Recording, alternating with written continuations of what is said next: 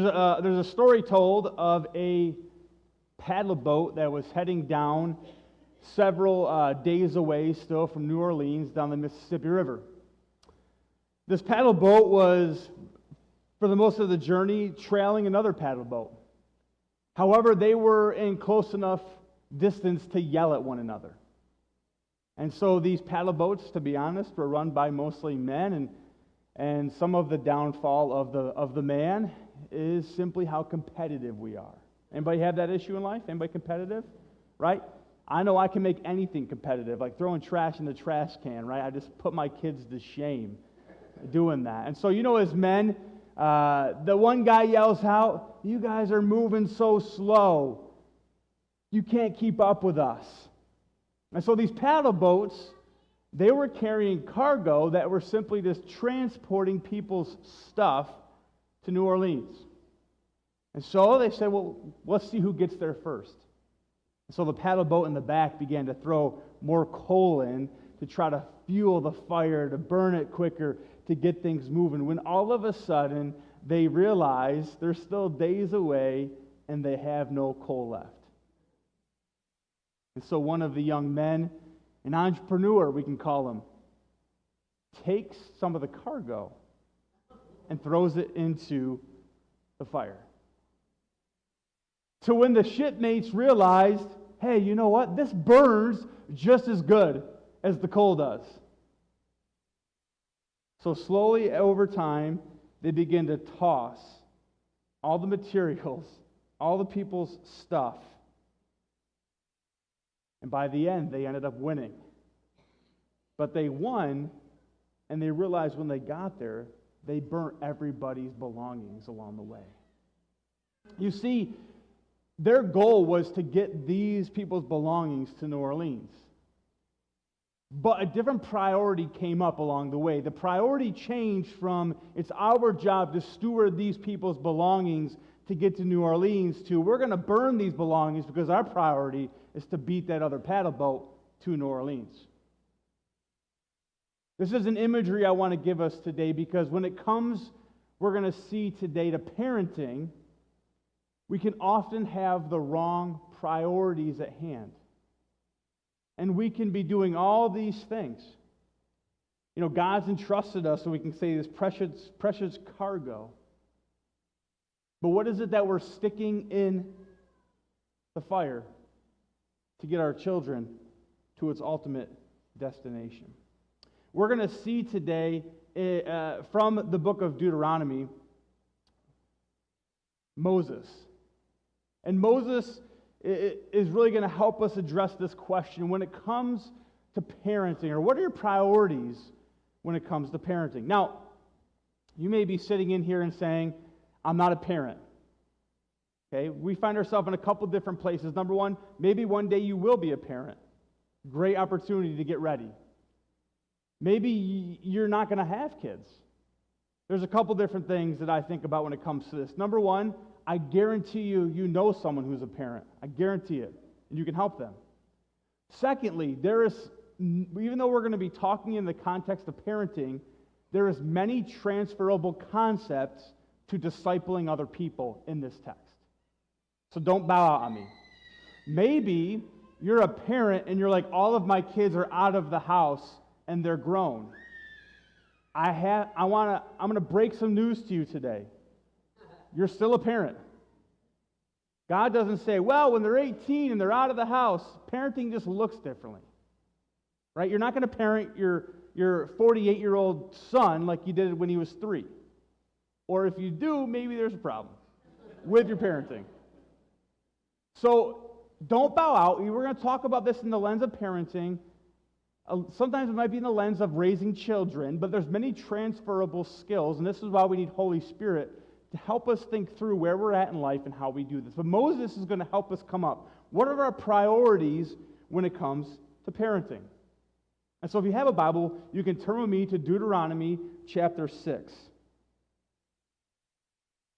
And we're going to begin in verse 1.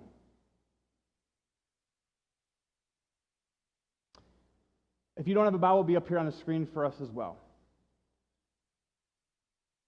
Moses says this, These are the commands, decrees, and laws the Lord your God directed to me to teach you to observe in the land that you are crossing the Jordan to possess, so that your children and their children after them may fear the Lord your God as long as you live by keeping all of his decrees and the commands that I give you, and so that you may enjoy a long life.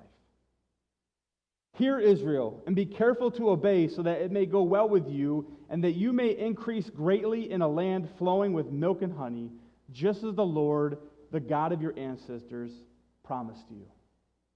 So right now, the people of Israel are on the precipice of going into the promised land. And Moses is giving them really some final parting words of this is how it's to go well with you for generations to come. This is how the Lord sees fit of what's going to take place.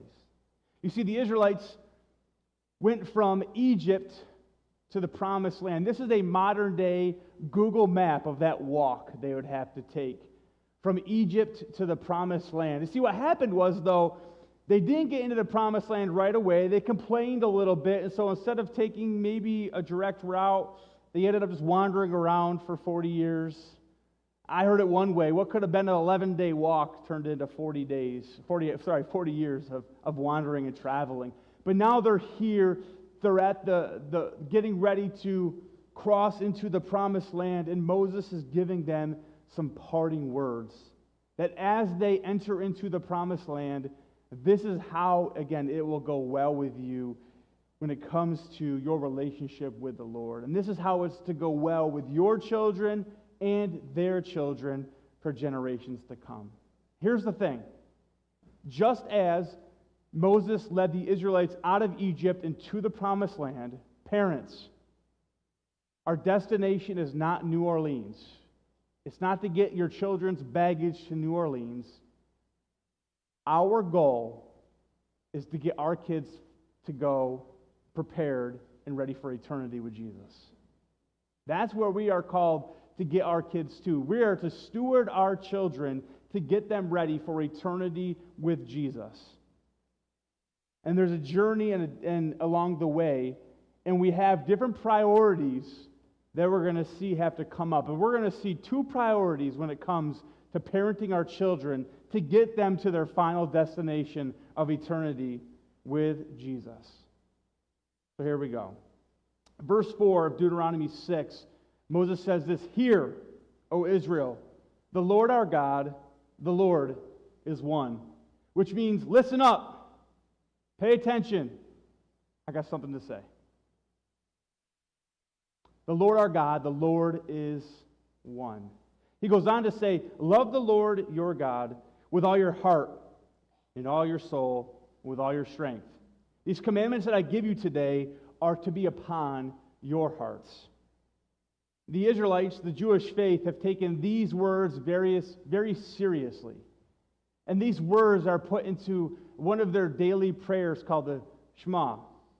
The Shema is the centerpiece of daily morning and evening prayer services of the Jewish faith and is considered some of the most essential prayer in all of Judaism. It's an affirmation of God's singularity. That's why it says the Lord is one. As we know him, God is three in one. The Lord is one. And his kingship.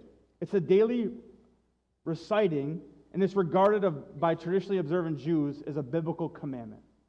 So even today, this is used in the Shema for the Jewish people to recite in their prayer life. And so that gives us our first priority when it comes to leading our children. The first priority when it comes to leading our children, or if you want to make it a transferable concept, the first priority, if you're going to lead anybody spiritually, you must love God yourself. You must love God yourself. Now, I didn't say you must love traditions.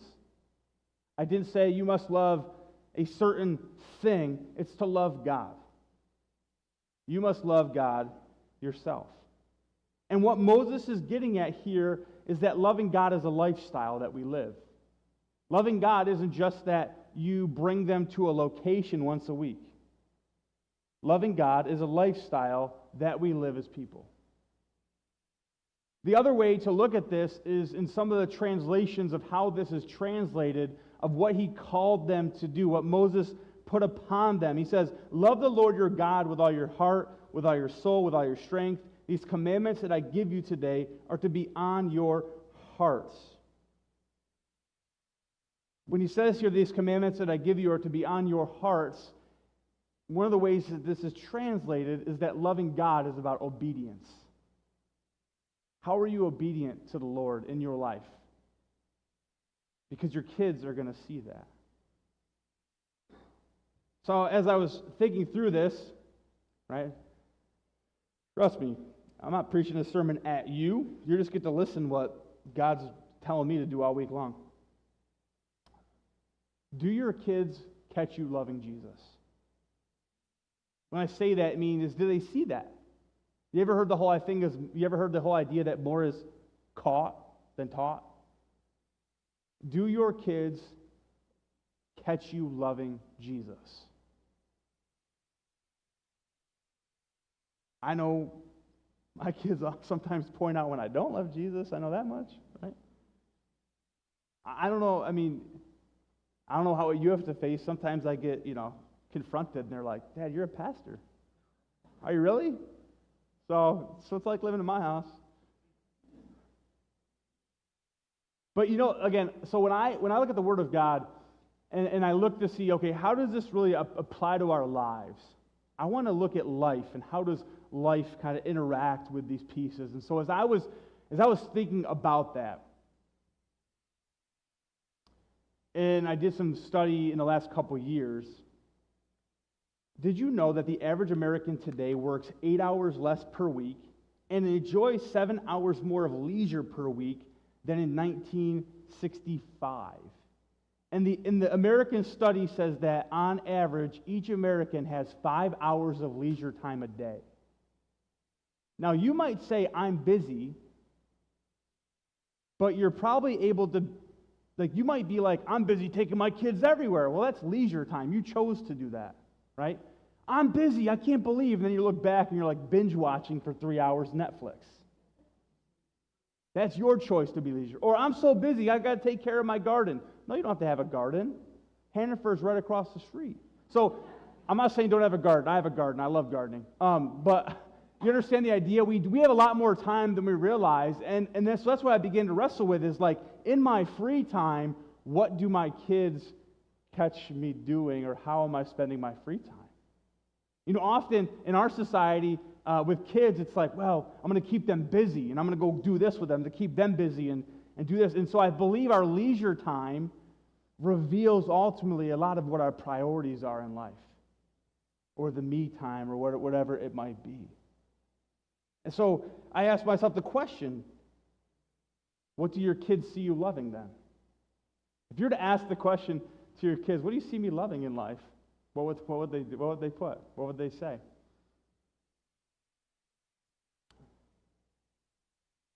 Because again, I think the thing we wrestle with is we can come to church on a Sunday, maybe do some devotionals, maybe in the morning with them. But what do they see with if you do the math, right? 7 times 5, 35 hours a week of free time. Do they see our faith in action? That's what our kids need to see. When priority number one is to love God ourselves, they need to see our faith in action. And that's, again, a transferable concept to discipleship. If you're a parent and you have kids that are older and maybe they aren't walking with the Lord, they need to see that your faith is real. It's real. It's something you live, not just something you do or something you've checked off. They need to see the genuineness of to love the Lord your God with your heart, your soul, and your strength. So they need to see. And maybe you're doing that, and maybe that's just a reminder this morning. Keep doing that. Maybe that's you need. You're like, I don't know if I'm making an impact. I don't know if they're seeing anything. Keep doing that. Keep walking in that way. Be encouraged this morning that is the way God wants you to go. So the first priority when it comes to this is that we must love God ourselves. Then he goes and he moves along a little bit, and he says this in verse 7. He says, now you must impress them on your children. Talk about them when you sit at home and when you walk along the road, when you lie down and when you get up. Tie them as symbols on your hands, bind them on your foreheads, write them on the doorframes of your houses and on your gates. What's the second thing we need to do? We need to teach our children to love God. We need to teach our children to love God. So the first one is we must love God, and then it's to teach our children to love God. Parents, you are the primary disciple maker in your child's life. You are the primary disciple maker in your child's life. It's not Pastor John and the youth group. That's part of it. He's going to partner with you. It's not children's ministry on Sunday mornings. That's a part of it. But you are the primary disciple maker in your child's life. You see, the Jewish people, they've taken that very seriously. These are called phylacteries, and they tie these to their foreheads, and you can see the one on the arm, and they put Deuteronomy chapter 6 in there. Now we might look at that and be like, oh, Christianity is about a relationship, and it is about a relationship. But I think we can always look at something like this and be like, okay, what is this? What's a transferable concept that we can walk away with? Am I that serious about people seeing my faith? That I don't have to put it on my arm, but they can see it. Or that being reminded daily, this is my call in life. My call in life as a parent is to talk about loving Jesus when we sit at home and we walk along the road and when we lie down and when we get up. That Jesus is seen as a symbol on our hands, and we walk around with our foreheads beaming of Christ, writing them on our door frames and on our gates. That our life reflects that. You see, it's interesting, even today at the Wailing Wall in Jerusalem, people will go and they will have these tied around their arms, and they will pray these prayers. And again, I think we can take a look and say that's dedication. So I have to look at myself and say, well, am I that dedicated to Deuteronomy chapter 6 and saying, this is what it looks like to lead my children to love Jesus in their life? The other thing he says now is when he says to impress them on your children, one of the translations of that is to engrave them on their hearts. That's what we're getting after. We're not just after our child's behavior. We're after their heart. Older parents that have older children, I oftentimes will have a parent will come and ask me about their child who's living in some situation or doing something and they're older. How do I get them to stop doing that? And I'll say, stop focusing on the behavior, focus on their heart. Focus on your child's heart. That's what we need to get after. And that's what he tells them, engrave these things on their hearts. Right? The psalmist would say, I've hidden your word in my heart that I might not sin against you. Engrave them on your heart. So interesting, when I heard that word, engrave them on your hearts this week, I don't know. For some reason, my mind went to that store in the mall. Usually you see them in the mall called Things Remembered. Anybody ever been to Things Remembered? I thought it was the coolest thing that I could get Rachel, like this picture frame that was useless, but you could like engrave something on it. And that's what really made it special, was the engraving of this picture frame. And sometimes they're at mall kiosks, and sometimes they have storefronts, but I just thought that was the neatest thing. But it reminded me that with our children, we're all going after something that's engraved. And our priorities reflect that. And so sometimes it's trophies. We just hope our kid's name is engraved on a trophy. That's what we're going after in life. And so we revolve our life around the engraving of success. Or it's a diploma in education. We want their name engraved on that diploma. Or it's the school that's engraved. Or we have certain goals for them that we want engraved. Or I put a smiley face up there. We want that smile engraved. That oftentimes I just want them to be happy. I don't know if I see that in the Bible. Jesus would say, I want them to be holy, not just happy. And I'm not saying it's an easy thing, and it's definitely it's a hard balance to have your kids grow up in a world where they can to flourish and be a part of things, but also at the same time, the goal of having them engraved on their hearts. So as a parent today, what would you say as you look at your child's life is the thing you hope is engraved on their heart? Is it the trophy? Is it the success in the eyes of their peers? Or is it to love Jesus regardless? What is it? Because our priorities reflect that in life. The other thing I did with this word engrave is I looked up some of the definitions. And I found this definition of the word engrave, which I found to be interesting. It says to cut or carve on the surface of a hard object. And it's hard work. And this is why I believe it's often as parents we can get lazy in doing this, because it's hard work. And so we'd rather just take whatever the least path of resistance is. And so if it's to just let our kids go and do this, if that's a little bit easier, we'll just allow them to go do that because it's a lot easier. But to engrave these things on our child's lives, it's hard work.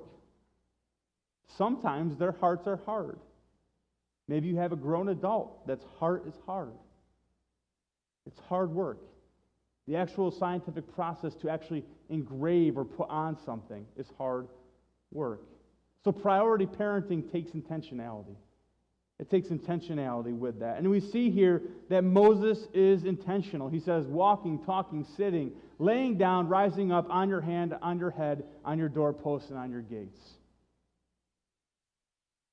But I think ultimately what it comes down to is, are we living out the gospel in every area of life as you live life? Are we doing that? Or we oftentimes take Jesus and we put him into boxes, right? Church time, devotional time. Now it's my time. Now it's this time, right? And it's supposed to be all aspects of life. And so as your child does their extracurricular, it's how do they love Jesus in that? How do they take something in their life and love Jesus in that while still being faithful to him? How intentional are you in teaching your children to follow Jesus? Think about that for a moment. How intentional are you in teaching your children to follow Jesus? And if it comes down to it's just going to church and memorizing something, those are good. But that's just maybe, I don't even know if that's a starting point. It's that as they live life, how do they just love Jesus? How do they live for him in daily life? How do they make decisions based on what it means to follow Jesus? How intentional are you with that? Or you're just like, we're just going to live together in the same house and I just hope it turns out okay. Let's bring them along to church How intentional are you with that process? Now, we can become over-intentional and try to control it so much, and that's not what we're going after either. It's that balance of allowing Jesus to work, but also being intentional with what Moses says to us when it comes to these things. So this week, I want you to first evaluate how you are leading your children. Again, if you are a parent and your children are all out of the house, think about that. What are you doing still at this stage of life to be influential in your child's life? And sometimes, to be honest, all it takes is something is saying is like, hey, how you really doing? Not just how's work or how's this, right? How are you really doing? What's really going on in your life? One of the biggest ways that I have learned, I feel like God has shown me how to do this better, is we often, and I think part of it is our society, and I'm open to your pushback after this, but in our society, we have different things for different segments of kids. So for instance, like when they go to school, they're segregated. Like right now, kids are in kids ministry downstairs. Tonight we have youth ministry that's going to take place separate from just the adults that are serving there. And so we often have like these things that are segmented for kids. And so I think we do that in our Christian faith often. We kind of segment. It's like it's time for me to teach my child, or someone to teach our child. And the other way that God has shown me is that it's not about just me teaching my children something, but it's about inviting them into my life. So this Thursday, our job fair, a couple of my kids are going to come and serve with me at the job fair. How about this one? If you had a week of time, what would you do? Most of us, let's just be honest, we would take vacation. What about saying for 2 days we're going to go serve someplace together? That flips it a bit, right? Or maybe you have an opportunity to go do something with the church. Find ways to serve together. Like if you're going to do something, say, can my child come with me? Or think of ways that you can include your children on what you're doing in different ways. Invite them into your life. Do life together, not segmented. It's my time to teach you. There are points where that needs to take place, but invite them into your life. Invite them into different aspects of your life. Talk to them about different things you're dealing with and how you're wrestling through them. Invite them into different areas of what you're doing. If you have free time, what is it that they're doing? They're off doing their thing, and I'm off doing my thing. Invite them to do something together. What would it look like? To serve other people, to love other people, to be on mission for Jesus together with your children. What would that look like? Because the interesting thing is, this is how I reread this text. He says this: impress them on your children. Talk about them when you sit at home, when you walk along, when you lie down. He's talking to them when you get up. So he's like, when you are doing these things, invite them into what you're doing. Show them the symbols on your hands and bind them on your foreheads. Write them on your houses and your gates. He doesn't say do it on them. He says it's ours for them to see and be a part of. And so it flips it a little bit to see that.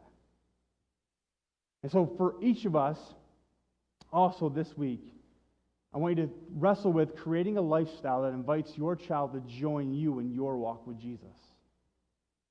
This is the same thing with discipleship. It's about inviting someone into your life. It's not just about you doing something for them. It's inviting something into your life. Jesus wants us to have an intentional strategy plan when it comes to raising our kids. When it comes to that. We've talked about, for the last several weeks, a bunch of families that were really messed up in the book of Genesis. Crazy things. And Jesus is like, you know what? You can break some of these cycles by the way you raise your children today. By the way you walk through and have hard conversations and talk about really the things of life. You can break these things. And then for their children, it will be different as well. It's a powerful thing we get to be a part of. And we can look at our life and be like, yeah, I don't want this for my child. I want something different. And I can raise them in a way that honors Christ. And for them to love Jesus, that breaks those things in their life as well. So I encourage you, find a way to create a lifestyle that invites your child to join you in your walk with Jesus. Whatever age you are, figure that out. Wrestle with that. Or, if you're leading someone else, it's a great transferable concept as well. Create a lifestyle that invites you. If you're going to go do something, who can you bring along with you? If you're going to go serve, who can you bring along with you? So there's many transferable concepts in that idea as well that grows the family. But this week, as Moses gives us two priorities, the first one is we have to love God ourselves. The last one is we have to teach them, our children, to love God. But it's ultimately creating a lifestyle that invites our children to join our lives, that we would lead them by inviting them to join with us.